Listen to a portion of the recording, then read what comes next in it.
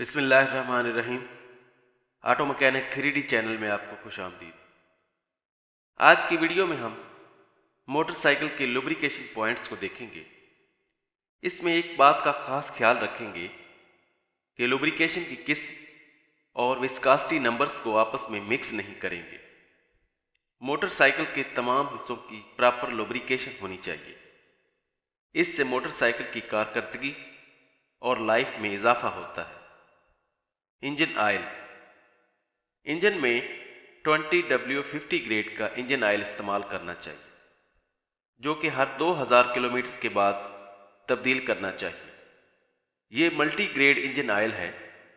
ماضی میں single grade oil استعمال کیے جاتے تھے، جیسے SAE 20، 30، 40 اینڈ 50۔ موسم کی تبدیلی اور ایب نارمل ڈرائیونگ ہیبٹس سے انجن ہیٹ اپ ہو جاتا تھا یا کولڈ سٹارٹنگ پرابلمز پیدا ہو جاتے تھے۔ اب ایسے مسائل کا حل ملٹی گریڈ انجن آئل سے نکالا گیا ہے۔ مین سٹینڈ اور سائیڈ سٹینڈ کو ملٹی پرپز گریس سے لوبریکیٹ کریں۔ اگلے اور پچھلے بریک لیورز کو گریس کریں اور اگلی اور پچھلی بریک کیم کو گریس کرنی چاہیے۔ سپیڈو میٹر ورم کو گریس کریں تاکہ سپیڈو میٹر ورم کا آپریشن بے آواز رہے اور لانگ لائف ہو۔ سپیڈو میٹر کیبل کو بھی پراپر گریس کرنی چاہیے۔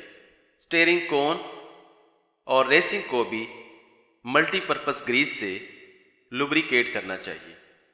تھروٹل کیبل کو لائٹ آئل یا WD-40 سے لوبریکیٹ کریں۔ تھراٹل گرپ کو کھول کر گریس کرنی چاہیے۔ کلچ کیبل کو بھی لائٹ آئل یا WD-40 سے لوبریکیٹ کریں۔ فرنٹ شاک میں ATF استعمال کرنا چاہیے، عام انجن آئل استعمال نہیں کرنا چاہیے۔ ATF اسپیشل طور پر ہائیڈرالک سسٹم اور شاک ابزارور میں استعمال ہوتا ہے۔ کلچ لفٹر اور لفٹر پلیٹ پر گریس کریں۔ ڈرائیو چین کو ہائی وسکوسٹی آئل سے لوبریکیٹ کریں اور اس کو ہر 500 کلومیٹر کے بعد لوبریکیٹ کریں۔